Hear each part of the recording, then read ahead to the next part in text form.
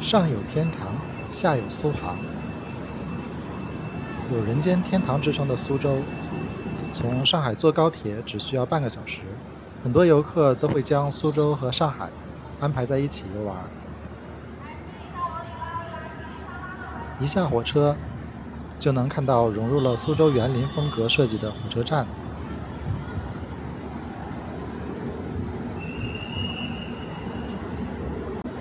本部影片带大家游览苏州的免费景点，虽然免费，但每一个都很经典。其中的一处，我把它排在所有苏州景点必去第1名。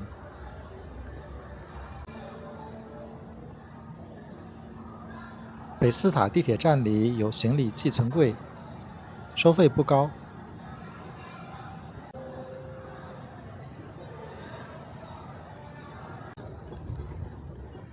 报恩寺是三国吴赤乌年间建立的，距今已有1700多年，有吴中第一古刹的称号，是苏州最古老的寺庙。相传三国时孙权为乳母陈氏，在此建通玄寺。寺中的报恩寺塔始建于南朝梁时，现存的宝塔为南宋重建，塔高76米，俗称北四塔。自南宋开始，历经风雨和战火，仍然安然无恙。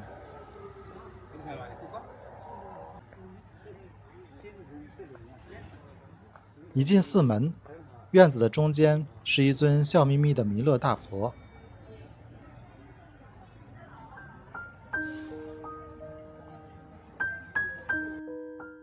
全寺共有塔院、后院、观音院、华藏世界和梅圃5个部分。塔的外壁与塔心室砖造部分以及石柱基台、基座都是宋代的原物。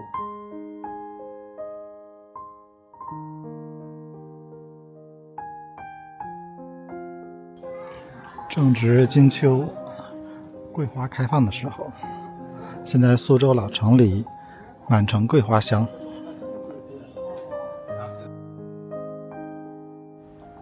欢迎大家按赞、订阅、分享，并开启小铃铛。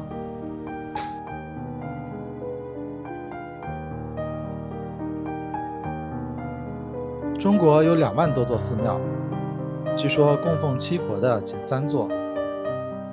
七佛是指释迦牟尼佛及在其以前出现的6位佛陀。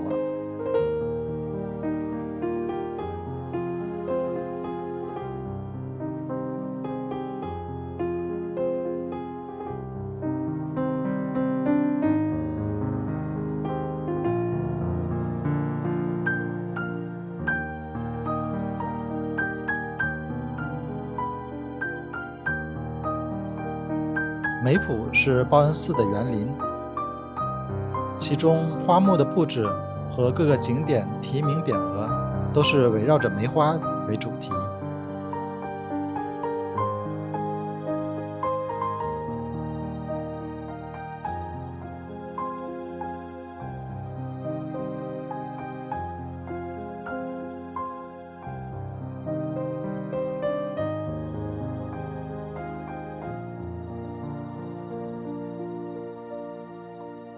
假山为黄石所叠，在悬壁上面摹刻了铁石崖3个字。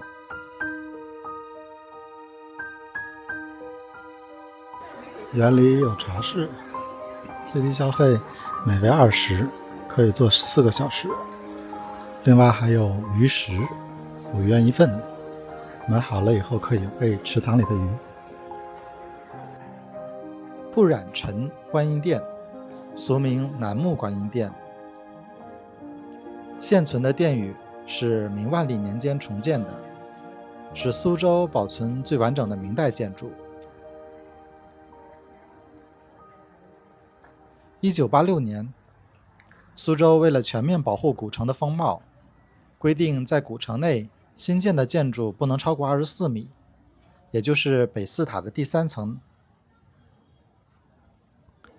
因此，北寺塔成为了苏州古城的最高建筑。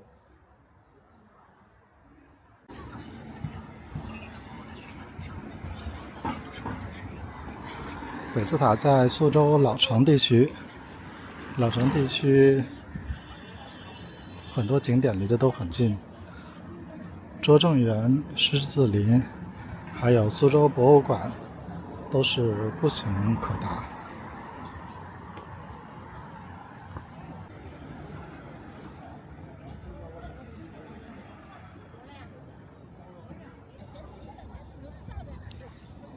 苏州博物馆坐地铁6号线到拙政园苏博站，出口就可以直接到博物馆。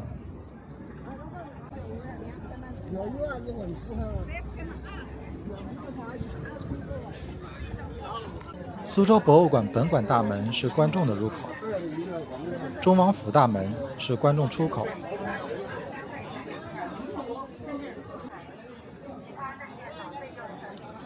苏州博物馆非常热门，来参观的话需要提前预约参观时段，通常建议淡季至少提前2天预约，其他的时间可能需要提前更早的时间。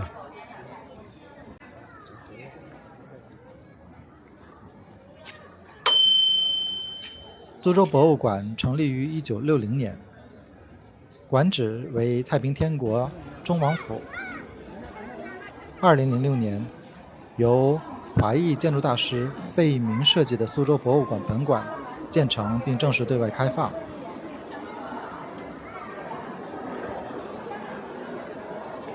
贝聿铭祖籍苏州，苏州4大名园之一的狮子林就曾是贝氏家族的私产。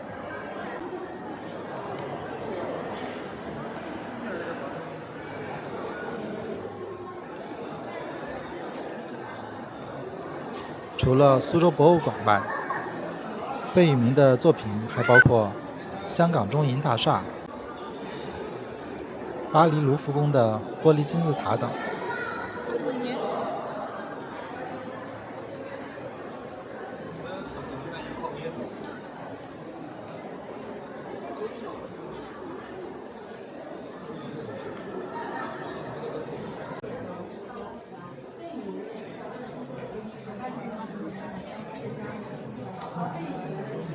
苏式园林中讲究一步一景的景观效果营造，所以窗户也是园林中的很重要一环。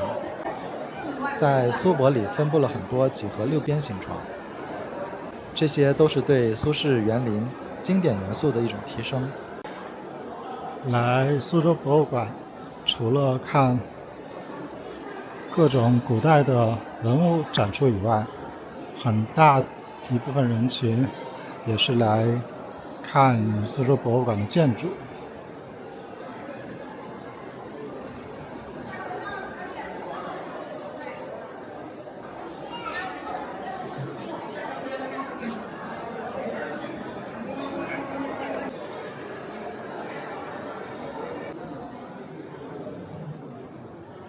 比起其他很多要走断腿的博物馆，苏州博物馆的面积算修真了。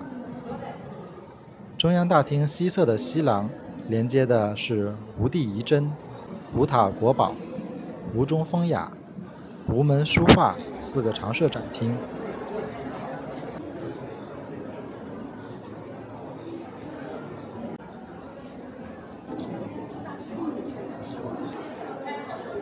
贝聿铭先生的核心设计理念是巧妙的光线设计。苏博里连接各处室内外各个空间的走廊上的天窗，借鉴了中国传统建筑中老虎天窗的形式。自然光从屋顶中间装满遮光条的天窗投入室内，经过过滤的柔和光线，形成了独特的光影效果，使参观者有一种行走在竹林下的错觉。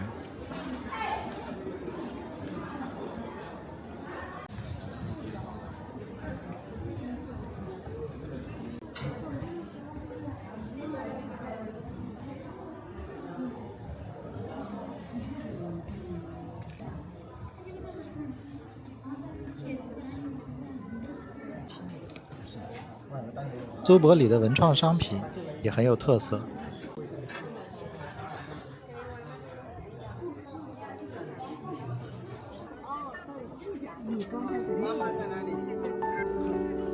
中央大厅的北侧为主庭院，分布有湖面凉亭和假山等园林景观。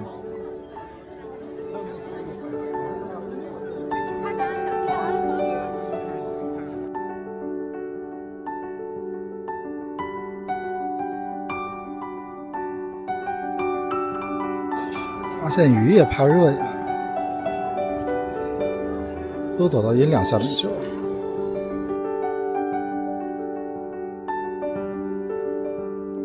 片石假山是整个后园的一个亮点所在。当时贝聿铭先生的灵感来源于苏泊里的一幅米芾山水图。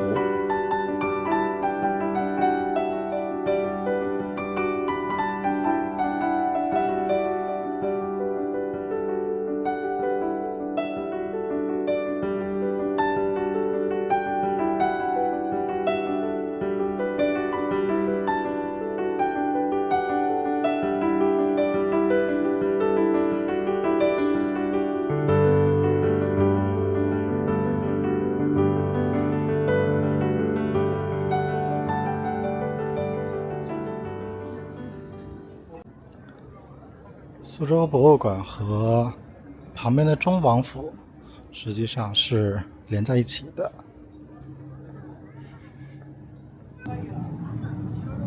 清朝咸丰10年，太平天国中王李秀成率部攻克了苏州，逮捕超过10万名清兵当俘虏，日夜赶工，1年的时间就建好了苏州中王府。中王府当时共分为官署、左右宅邸和花园部分。现在的拙政园中部和西部就是当时中王府的花园部分。中王府占地和苏州本馆差不多大，是苏州博物馆的一部分。预约了苏州博物馆以后，中王府也是免费参观的。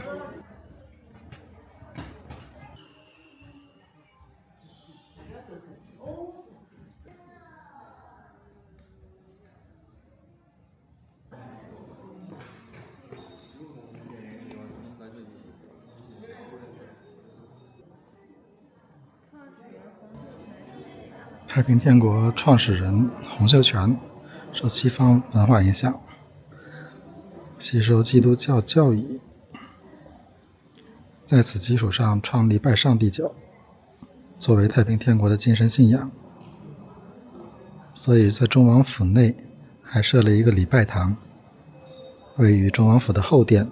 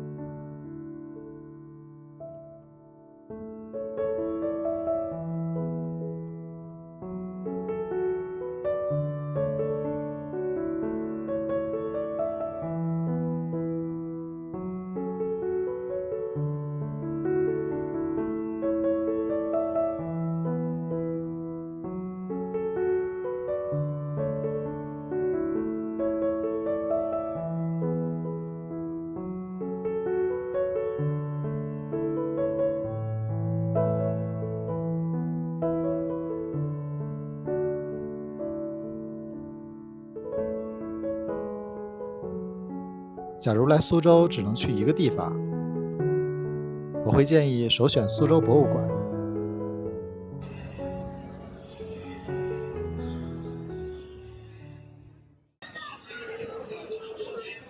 在中王府的隔壁就是苏州最著名的拙政园。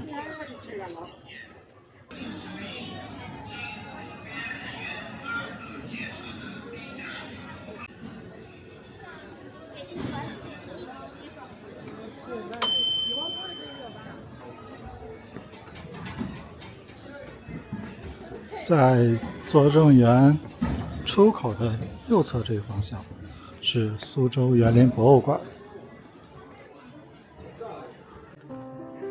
苏州园林博物馆是中国第一座展现园林文化的专题博物馆，馆址是原拙政园的住宅部分。这个园林博物馆介绍了世界园林艺术体系，还有中国园林以及苏州园林的一些介绍。其实这个博物馆也是一个小园林。博物馆里有一个拙政园的模型，其中园林艺术厅详细展示了叠山、离水、花木、建筑等造园手法。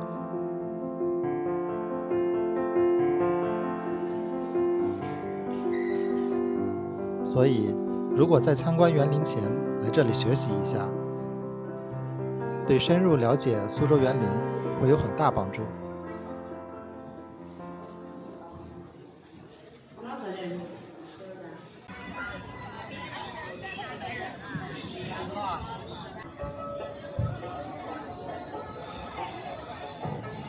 这条拙政园桥下面的水好清好绿。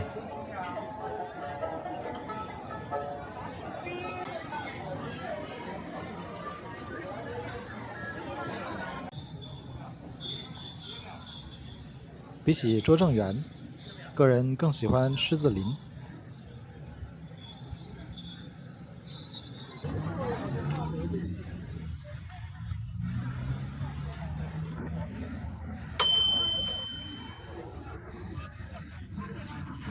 苏州在北宋开始被称为平江府。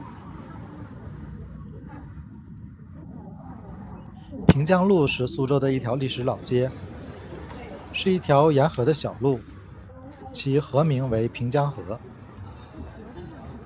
平江路历史街区是苏州古城保存最为完整的一个区域，堪称古城的缩影。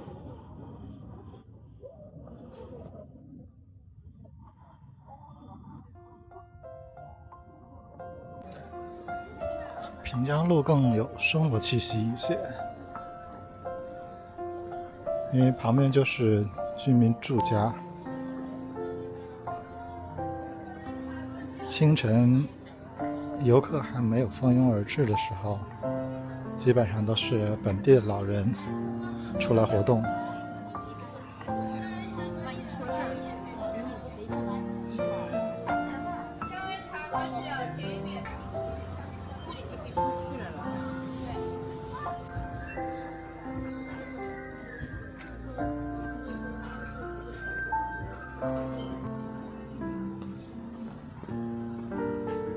与同是苏州老街的山塘街相比，平江路少了份商业气，保留住了市井旧貌。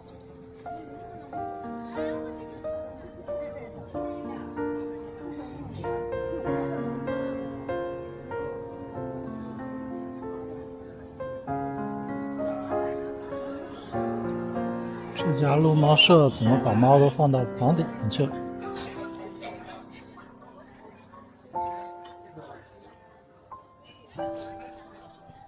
不怕这些猫们想不开往下跳吗？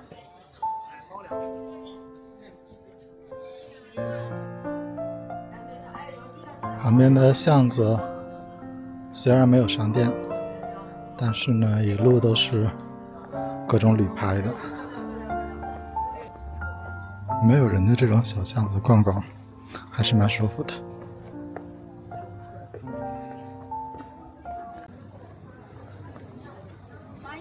下期影片会带大家去苏州更多的免费景点，订阅频道就不会错过哦。